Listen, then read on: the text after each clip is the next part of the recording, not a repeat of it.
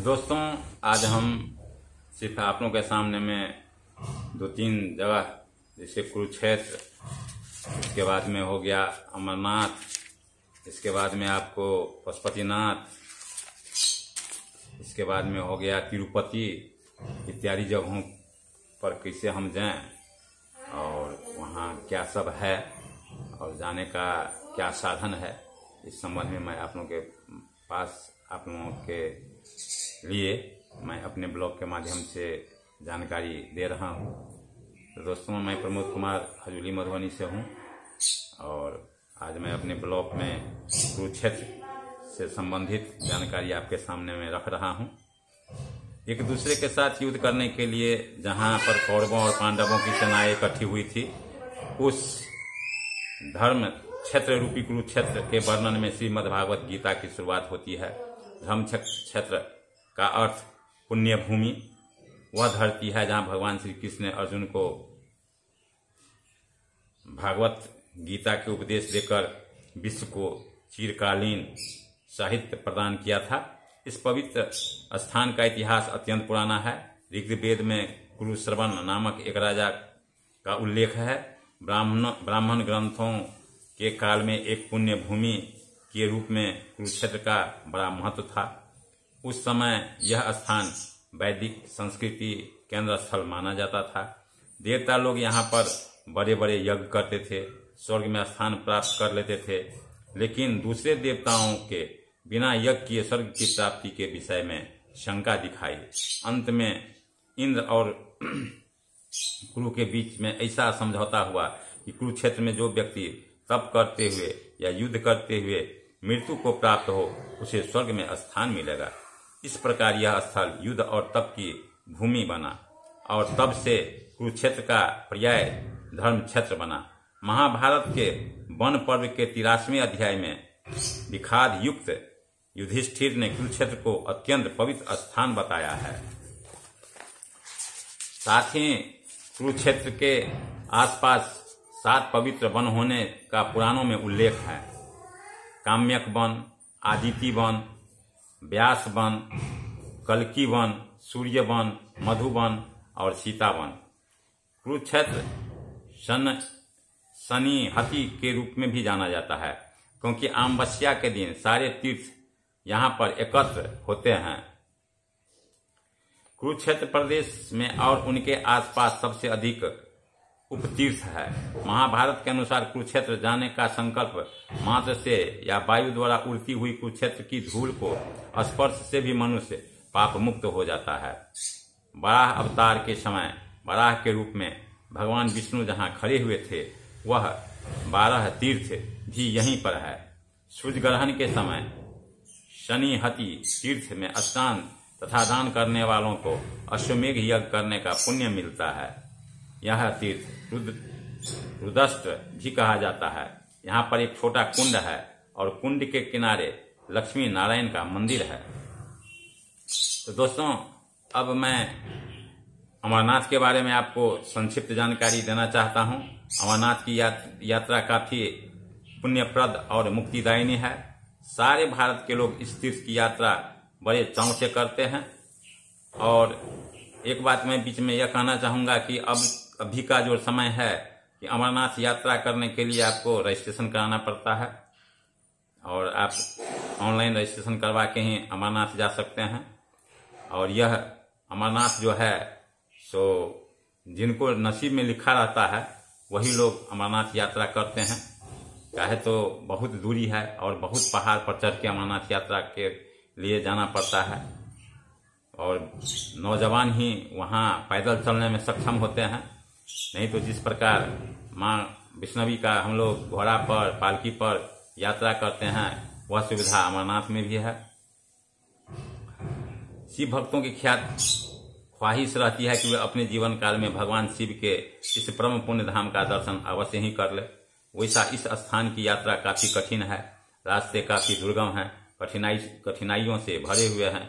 भोलेनाथ की कृपा एवं उनके दर्शन की कामना लिए शिव भक्तों भोलेनाथ की जो प्रबल इच्छा होती है, उनके सामने रास्ते के कष्ट का अनुभव नहीं हो पाता है।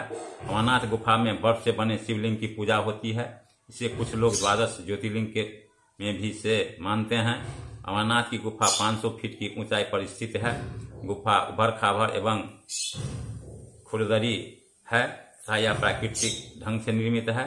चतुर्मास प्रतिपदा को लिंग का निर्माण अपने आप आरंभ हो जाता है और धीरे धीरे बर्फ से ही वह शिव के आकार में बन जाता है तथा पूर्णिमा को अमरनाथ की गुफा का शिवलिंग अपनी पूर्णतया को प्राप्त है। अमावस्या या शुक्ल पक्ष की प्रतिपदा को यह लिंग बिल्कुल घट जाता है। दूसरे मास में फिर यह वृद्धि प्रारंभ हो जाती है। कहा जाता है कि भगवान शिव सर्वप्रथम इस पवित्र गुफा में श्रावणी पूर्णिमा में आए थे, अतः उस दिन अमरनाथ की गुफा का विशेष महत्व है। वैसे श्रावणी मास में ही यात्रा के समय को उत्तम माना जाता है, क्योंकि इसके तुरंत बाद ठंड का मौसम प्रारंभ हो जाता है एवं उस समय की यात्रा काफी कष्टप्रद हो जाती है। श्रावणी माह में यात्रा का विशेष व्यवस्था सरकार की ओर से की जाती है तथा इस समय ही इस पवित्र गुफा के दर्शनार्थ अधिकांश शिव भक्त प्रस्थान करते हैं। प्रतिवर्ष श्रावण शुद्ध पंचमी को काश्मीर शारदा पीठाधीश्वर शंकराचार्य के नेतृत्व में एक जुलूस के रूप में शिव भक्त श्रीनगर से अपनी यात्रा प्रारंभ करते हैं। साधु संत बैरागी गृहस्थ सभी इस शुभ घड़ी में श्रीनगर में उपस्थित होकर श्रद्धा पूर्वक भगवान शिव के दर्शनार्थ अमरनाथ की गुफा की ओर प्रस्थान करते हैं। अमरनाथ के लिए इस वार्षिक संघ को सभी प्रकार की सहायता राज्य सरकार धर्मार्थ विभाग की ओर से प्रदान की जाती है। संघ श्रीनगर से 15 किलोमीटर की दूरी पर स्थित पामपुर में पहले दिन पड़ाव डालता है। दूसरे दिन यात्रियों का जुलूस अवंतीपुर पहुंचता है, जो दक्षिण पूर्व में ही थोड़ा आगे चलकर आता है।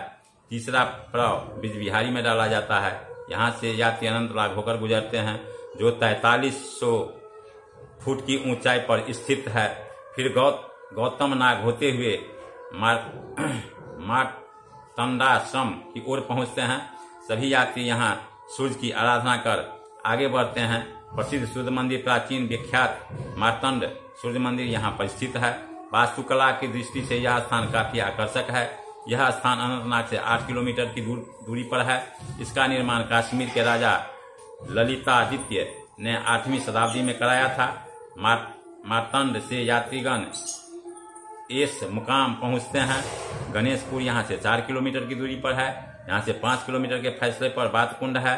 इसके बाद यात्रीगण पहलगाम पहुंचते हैं, जो श्रीनगर से लगभग 100 किलोमीटर के फासले पर है। यहाँ लिद्धर एवं शेषनाग नदियों का संगम है, जहाँ यात्रीगण स्नान करते हैं।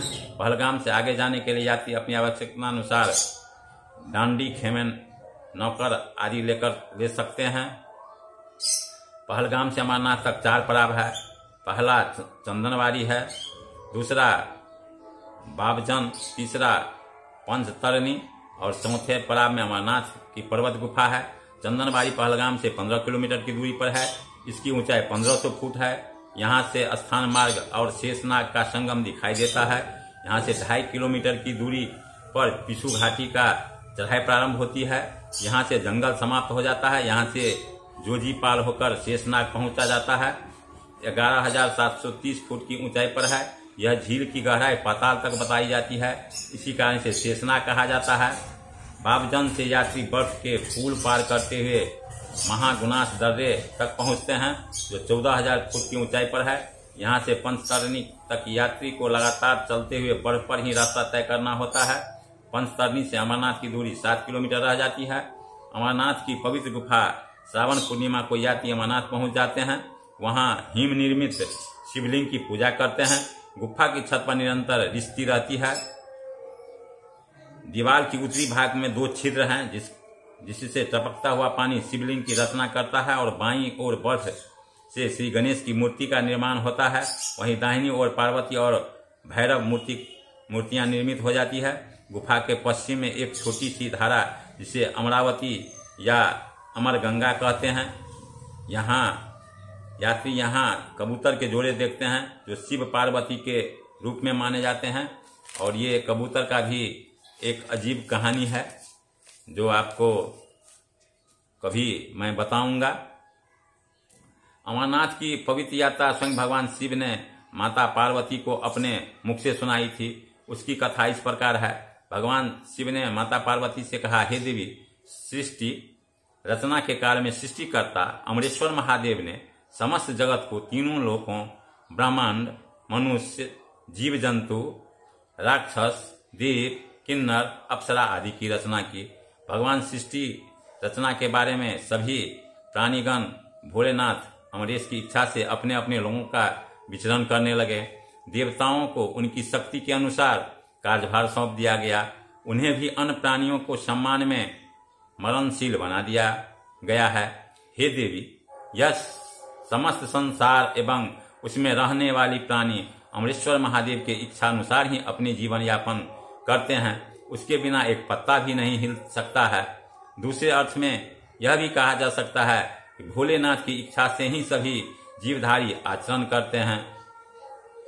उसी समय महादेव की इच्छा से देवताओं के अंदर एक अलग भावना का संचार हुआ था तथा समस्त देवगण भगवान शिव के पास जा पहुंचे। देवताओं ने महादेव से प्रार्थना की, हे भोलेनाथ, हम लोग अपने कार्यों को समुचित ढंग से निर्वाह नहीं कर पा रहे हैं। उसमें एक बड़ी बाधा बनकर सामने आ जाती है। अतः आप एक ऐसी व्यवस्था करें जिससे मृत्यु हम लोगों को किसी भी कार्य में बाधा पैदा न कर सके। भगवान सदाशिव ने कुछ क्षण विचार करने के बाद कहा, हे देवगणों, आपकी आवश्यकताओं को देखते हुए अब मैं आपका अमरता का दान प्रदान करूंगा, जिससे आप इस जगत को अपना योगदान दे सकें। इतना कहकर अमरेश्वर महादेव अपने सिर पर शोभित चंद्रमा को उतारकर उसे निचोड़ा। इसी चंद्रकला को निचोड़ने से पवित्र अमृत की धारा निकल पड़ी। वही धारा अमरावती नदी के रूप में जानी जाती है। अमृत धारा निकलने के बाद भोलेनाथ ने सभी देवताओं से कहा, हे देवगणों, अब आप सभी इस पवित्र अमरावती की धारा में स्नान करो और अमर होकर अपने लोगों को प्रस्थान करो। अमरता देने वाली यह अमर औषधि है। भगवान अमरेश्वर इस प्रकार देवताओं पर काफी दया दिखाते हुए द्रवीभूत हो गए। सभी देवता श्री अमरेश्वर जी के स्वरूप को देखकर उनकी स्तुति करने लगे। इसके बाद अमरेश्वर जी अपने यथार्थ स्वरूप में आ गए। इसी कारण प्रत्येक पक्ष में यह अमृत पिघलता है और वह शिवलिंगाकार होकर जम जाता है, जो कि साक्षात अमरेश्वर महादेव का साक्षात दर्शन भक्त लोगों को प्रदान करता है। शंकर जी ने पार्वती को यह भी बताया कि चंद्रकला के निचोड़ने से अमृत की बूंदें सर्वप्रथम सदाशिव के शरीर पर गिर पड़ी और वहां से सूखकर धरती पर गिरने के बाद अमरावती नदी बन गई। अमरनाथ गुफा में जो भी भस्म पाए जाते हैं वह इन्हीं अमृत बूंदों की बहने हैं। भगवान श्री अमरेश्वर का यह द्रवीभूत अमृत रस जमकर शिवलिंग में परिवर्तित हो गया। लिंग रूप को पुनः द्रवीभूत हुआ देखकर देवगण श्रद्धापूर्वक उसकी पूजा अर्चना करने लगे। अब अमरेश्वर महादेव ने दयामय वाणी में देवताओं से कहा, हे देवताओं, तुमने मेरा बर्फ का लिंग शरीर इस गुफा में देखा है। अब मेरी कृपा से तुम लोगों को मृत्यु का भय नहीं रहा। आज से यह मेरा अनादि रूप शिवलिंग तीनों लोकों में अमरेश्वर महादेव के नाम से व्याख्यात होगा। इस प्रकार देवताओं को अमरता का दान देकर तथा मनुष्यों को कल्याण हेतु शिवलिंग का दान देकर अमरेश्वर महादेव अंतर्ध्यान हो गए। अमरेश्वर महाराज ने अमृत की रूपी सोमकला से देवताओं को अमर किया। तभी से उनका नाम अमरेश्वर महादेव पड़ा। अमरनाथ की यात्रा काफी पुण्य एवं महिमा वाली यात्रा है। अमरेश्वर महादेव की यात्रा तथा उस परम देव अमरेश्वर के दर्शन से शिव भक्तों को आत्मशक्ति आत्मशुद्धि की प्राप्ति होती है। यात्रा में चूंकि शिव भक्तों को काफी कठिनाइयों का सामना करना पड़ता है, अतः वास्तव में अमरनाथ की यात्रा से प्राप्त होने वाले पुण्य की तुलना किसी अन्य तीर्थ में नहीं कही जा सकती है। यहाँ दर्शन के उपरांत प्राणी मात्र से ही शिवधाम की प्राप्ति निश्चित हो जाती है। अमरनाथ श्रीनगर से 105 किलोमीटर की दूरी पर है। जम्मू कश्मीर होते हुए पहलगाम बस द्वारा पहुंचा जा सकता है और वहां से यात्रियों को पैदल या खच्चर द्वारा अमरनाथ की यात्रा करनी पड़ती है। तो दोस्तों, आज जो मैंने आपको जो ये बता रहा हूँ, यह 12 ज्योतिर्लिंग महापुराण से मैं आप लोगों के सामने में रखा हूँ। साथ ही अब मैं अपना जो है विचार यहीं बंद कर रहा हूं। तो मेरे सभी जितने भी यूट्यूब के परिवार हैं, वो अगर ये आपको अच्छा लगे, चाहे जितने भी आप मेरे दोस्त मेरा ब्लॉग देखेंगे उनको अच्छा लगे, इसको आप लाइक सब्सक्राइब जरूर कीजिएगा और बेल आइकन को दबाना मत भूलिएगा, ताकि इतना महत्वपूर्ण जानकारी जो मैं आप लोगों के समक्ष रखता हूं, और इसमें मैं हर प्रकार की जानकारी आपको कैसे वहां जाएंगे, वहां भगवान का क्या मान लीजिए कि महत्ता है, सब बातों का मैं जानकारी आप लोगों को देता हूं। और इसको ज़्यादा से ज़्यादा में शेयर करें, ताकि जो भी लोग अमरनाथ यात्रा के लिए निकले तो कहाँ रुकना है, कितने पड़ाव पड़ते हैं, इस सब का जानकारी जो है तो उनको रहे। इसीलिए आप अपने दोस्तों को ये आप शेयर जरूर कीजिएगा। इसी के साथ मैं अपने ब्लॉग को यहीं विराम देता हूँ। जय हिंद, जय भारत, वंदे मातरम।